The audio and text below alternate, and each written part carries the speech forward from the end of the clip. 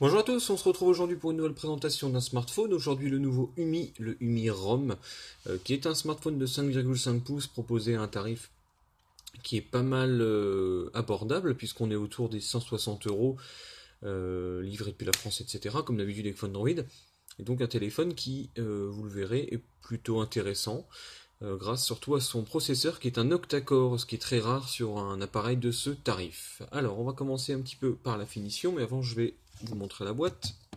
Une boîte qui est d'un format beaucoup plus proche de ce qu'on a l'habitude de voir. On n'est plus sur le format livre que Umi avait tendance à proposer ces derniers temps, hein, depuis le Hammer, je crois. Donc une petite boîte très peu fournie, hein, on retrouve juste un chargeur qui est nouveau. C'est bien parce que le Hammer S avait un chargeur qui était tout petit, même le Iron, et qui était pas forcément très fiable. Là, on est sur un chargeur plus imposant, de meilleure qualité, qui fait 1 ampère. Bon, c'est pas énorme, mais ça suffira pour recharger votre appareil. Vous retrouvez un protège-écran en plastique en cadeau, et vous retrouvez un câble USB, micro USB, puisqu'on est sur du micro USB et pas de l'USB type C. Alors, voilà. C'est vrai que l'USB type C aurait été un plus, mais on peut comprendre que sur un appareil à ce prix-là, il n'est pas forcément été possible de le faire. Donc là, on est sur un appareil en finition dorée, donc qui est plutôt joli, hein. Le design est relativement réussi. On est sur quelque chose qu'on avait déjà vu plus ou moins. Le Hammer S reste quand même assez proche. On est sur un 5,5 pouces. On retrouve malheureusement un contour noir autour de l'écran qui aurait été bien de retirer, mais encore une fois, on est sur un téléphone qui est peut-être trop abordable pour réussir ce genre de pari. La finition est en métal sur les côtés, donc elle est de bonne qualité. La coque arrière est en plastique. La qualité de cette coque arrière est quand même assez discutable. C'est encore une fois pour des raisons budgétaires très certainement. Elle sonne quand même assez plastique, donc on va la retirer parce que ça c'est quand même le bon point. On peut l'ouvrir, ce téléphone. Hop, voilà. La coque est quand même très souple.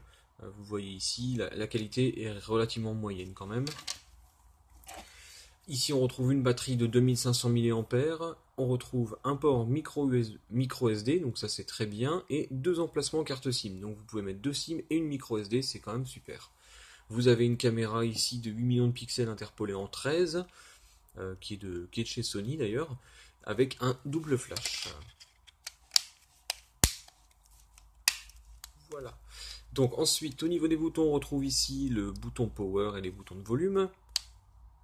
Voilà, cette coque est un petit peu difficile à clipser. Ici, on retrouve le haut-parleur, un port micro USB. Sur la gauche, on ne retrouve rien. Et sur le dessus, on retrouve le jack 3,5 mm. Ce qu'on notera et qui m'a un petit peu surpris, c'est que donc ici vous avez vos trois boutons traditionnels et ici vous avez le micro. C'est très rare que le micro soit posé comme ça à côté des boutons. En général, il est plutôt en dessous ou au-dessus.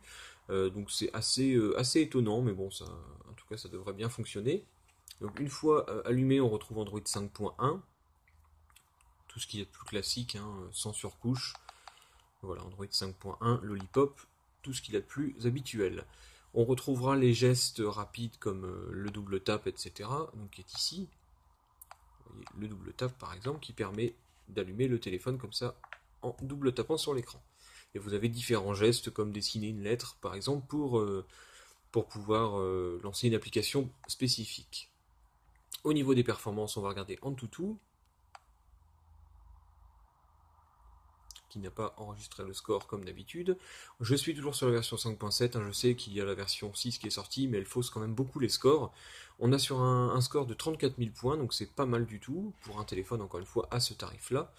Donc sous Android 5 points, 64 bits, le processeur c'est un MT6753, donc un Mediatek octa-core.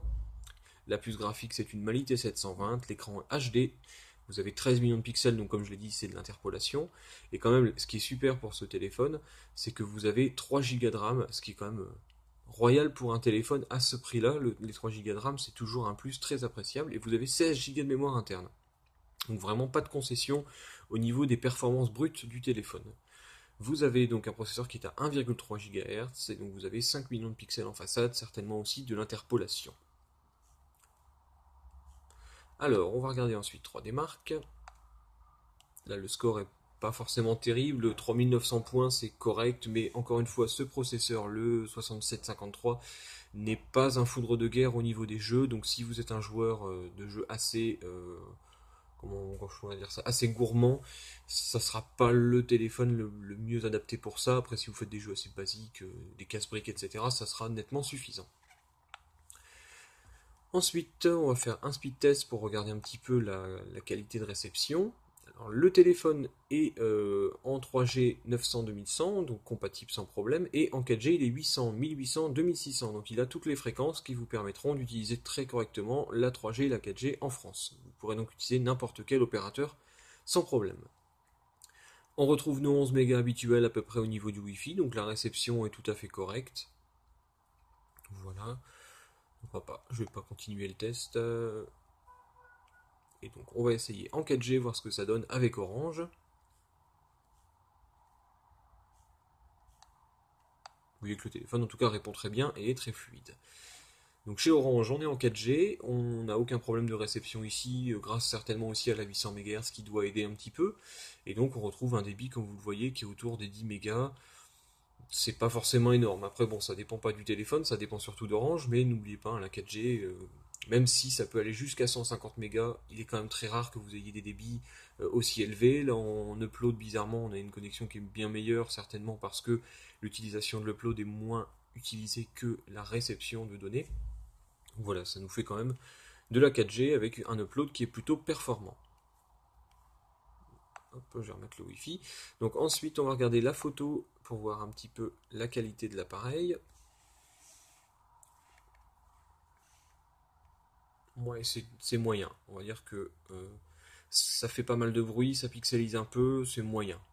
Pour une photo prise en intérieur en plein jour, ne vous attendez donc pas à des miracles au niveau de la qualité de l'appareil photo. On va regarder sur la photo en extérieur, ça sera plus parlant. Oui, c'est la même chose. Ça fait quand même pas mal de bruit, ça pixelise un peu, donc la caméra c'est pas forcément fabuleux, mais on pouvait s'y attendre. Ensuite, on va regarder une vidéo pour voir la qualité de l'écran et du son. Alors la luminosité est au maximum.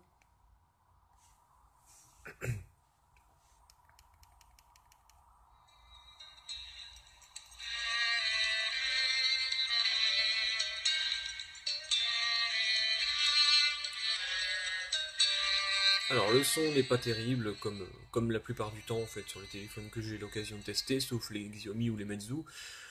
Le son est très moyen, c'est quelque chose qui est malheureusement trop fréquent. Au niveau de l'écran, il est tout à fait normal, il est vraiment dans la moyenne, il n'est ni bon ni mauvais, il est plutôt bien.